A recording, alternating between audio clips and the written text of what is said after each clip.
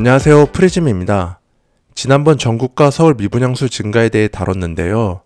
미분양수 증가는 부동산 시장 내 매수 심리에 의한 결과라고 말씀드렸습니다. 매수자가 우위인 현재와 같은 시장에선 주택 매입에 부정적인 성향이 강해지죠.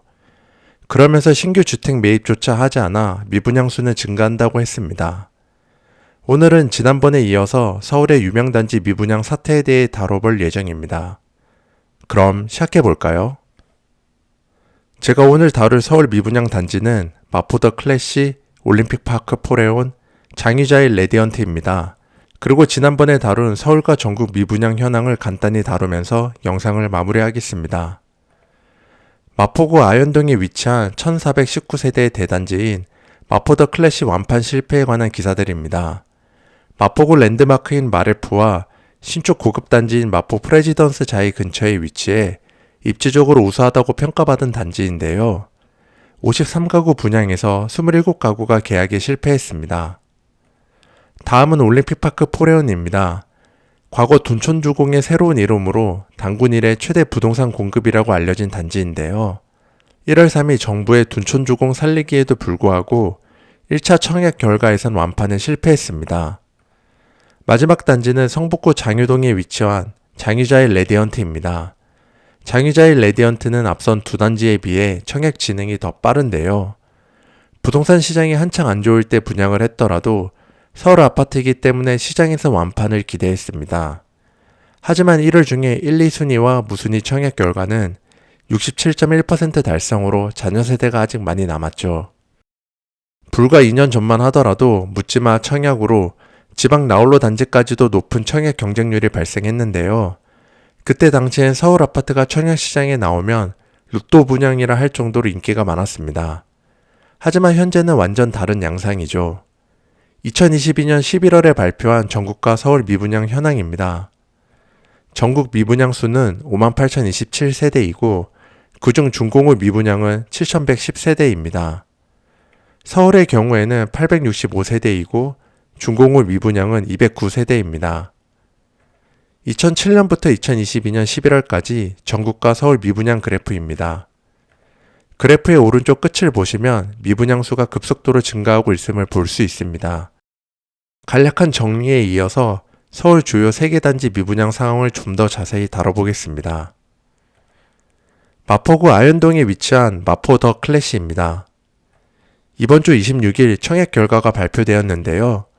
앞서 설명드린 대로 53세대 공급 중에서 26세대만 정당 계약을 했습니다. 정당 계약이란 부동산 용어인데요. 분양 일정에서 계약일을 정당 계약이라고 합니다. 간단히 설명하며 청약 당첨 이후 청약 당첨자들이 실제 계약하는 기한 또는 건수라고 생각하시면 됩니다. 계약률은 49%입니다. 84 타입 기준으로 올림픽파크 포레온보다 높은 분양가로 말이 많았는데요. 높은 분양가와 현재 부동산 시장 심체에 따른 분양 실패 사례라 볼 수 있죠. 하지만 무순위 접수가 아직 남았습니다. 이번 달 말인 30일에 27세대에 대한 무순위 접수를 받습니다. 그리고 2월 2일에 발표 예정이죠. 청약홈 홈페이지에 가시면 청약 일정을 자세히 확인할 수 있습니다. 공급으로는 59A 타입의 1세대, 84A 타입의 13세대, 84B 타입의 7세대, 그리고 마지막으로 84C 타입의 6세대입니다. 다음은 올림픽파크 포레온입니다. 올림픽파크 포레온은 조합에서 무순위 청약 전까지 계약률을 공개하지 않겠다는 입장을 밝혀 화제였는데요. 그러다 보니 영상에 나온 정당 계약과 계약률은 여러 기사들을 참고했습니다.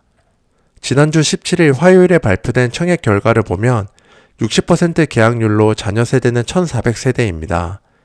현재 부동산 시장 매수 심리 위축이란 직격탄을 맞은 셈인데요.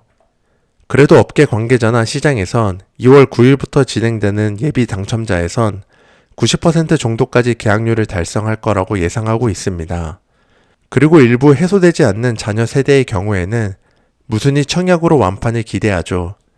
특히 무순위 청약에 자신감을 보이는 이유로 이번 일산 부동산 대책 때문인데요. 내달부터 무순위 청약 시 해당 지역 거주 요건이 폐지됩니다. 그러면 청약 지역 거주의 사람도 투자할 수 있게 되죠. 마지막입니다. 장유자일 레디언트는 앞선 2개 단지보다 상황이 더 좋지 않은데요. 그 이유는 무순이 청약에서까지 완판에 실패했기 때문입니다. 2월 무순이 거주요건 폐지라는 혜택을 받지 못한 이유도 존재하겠지만 더 큰 문제로 해당 단지 주변 아파트 시세 하락이 가장 큽니다. 우선 청약 내용을 살펴보겠습니다. 1월 10일에 발표된 청약 결과는 60% 계약률 달성과 590일 자녀 세대입니다. 그리고 25일까지 진행됐던 무순이 청약에서도 계약에 체결되지 않는 자녀 세대가 437세대죠. GS건설에 따르면 오늘부터 구매 우선권 동호 지정 계약을 진행한다고 합니다. 신청금 300만원과 선착순 신청으로 공급한다고 하는데요. 나름 시장에서도 기대하고 있는 바가 구매 우선권에는 신청 자격이 없습니다. 거주 여건에 제한 상황을 받지 않죠. 게다가 자녀 물량이 없거나 희망 동호수가 없으면 신청금 전액을 환불받을 수 있습니다. 앞서서 장의자의 레디언트 흥행 실패에는 장의동 주변 시세 하락이 영향을 미쳤을 가능성이 높다고 말씀드렸는데요. 6호선 돌고지역에서 멀지만 바로 근처 단지인 레미안 장이 포레카운티 84 타입의 7억 실거래가가 올라왔기 때문입니다. 아무리 장의자이가 초역세권에다가 신축이라고는 하지만 주변 시세보다 2억이나 높은 분양가는 매력적이라고 할 수 없죠. 지난번 미분양과 관련한 주제를 다뤘을 때 자료를 간단히 정리하겠습니다. 전국적으로 계속해서 증가하는 미분양 수는 국토교통부 원희룡 장관이 언급한 위험 수준 6만 2천 세대에 근접했죠. 그리고 서울 미분양 위험 수준은 대중적으로 알려진 자료가 따로 없어서 2007년부터 2022년 약 16년 동안 평균 1166세대를 위험 수준으로 정했습니다. 2007년부터 2022년 11월까지 서울 미분양 그래프입니다. 지난 과거에서 평균 1166세대보다 많았던 서울 미분양 시기를 보면 매매가 변화와 미분양 수는 반대로 흘러가죠. 그리고 현재 상황입니다. 약 2년 동안 서울 미분양 수는 0에 가까웠는데요. 그때에 비하면 현재 미분양 수는 급속도로 증가하고 있습니다. 게다가 매매가는 하락하죠. 다음은 서울 미분양과 부동산 심리 상태를 나타낸 그래프입니다. 마찬가지로 최근 1년 동안 상황을 보면 미분양 수가 증가하는 시기엔 매수자가 적어져 매수 우위 지수가 낮아집니다. 즉 매수 우위 시장으로 변화와 부동산 시장 내 매수 수요자가 없다는 뜻이죠. 미분양 수가 증가하면 주택가격이 하락하는데요. 무주택자 입장에선 반길만한 소식일 겁니다. 하지만 마냥 시소식만은 아닙니다. 그 이유는 부동산 관련 산업의 침체로 경기 침체로까지 이어지기 때문인데요. 그렇기 때문에 정부에서도 시장 기대 이상의 규제 완화 정책들을 쏟아냈죠. 미분양 수가 증가하면 건설사 입장에선 자금을 회수할 수가 없게 되고 PF 채권의 채무 불이행으로 이어지게 됩니다. 결국에는 건설사 도산 위기까지도 번지게 되죠. 작년 10월 PF 시장 자금 경색으로 큰 위기로까지 확대될 뻔한 경우와 비슷한 상황입니다. 이러한 상황이 오랫동안 지속되면 당연히 부동산 시장은 침체될 수밖에 없습니다. 건설사 입장에선 지어도 팔리지 않으면 사업성이 없다고 판단하여 새로운 아파트를 짓지 않죠. 주택 매수 대기자의 경우에도 더 떨어질지 모르는 상황에서 섣불리 주택을 매수하지 않습니다. 결국에 이 모든 요인들은 부동산 가격 폭락으로 이어질 겁니다. 그리고 악순환으로 다시 반복하게 되죠. 재밌게 보셨나요? 이번 영상에서 서울 아파트 미분양만 다룬 이유는 한동안 서울 아파트 미분양을 본 적이 없었기 때문입니다.